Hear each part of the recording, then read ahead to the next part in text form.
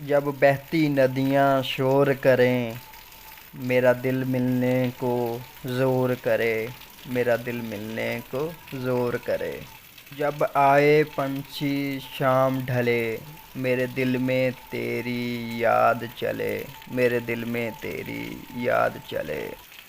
तेरी उल्फत में सनम दिल ने बहुत दर्द सहे, और हम चुप ही रहे, और हम चुप ही रहे।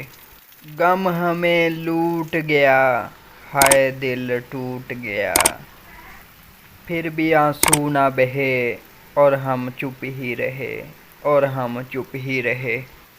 अश्क थम थम के बहे, और हम चुप ही रहे। तेरा हमसर ते हम शक्ल किथां मिल सकदा है अरब ते चीन है।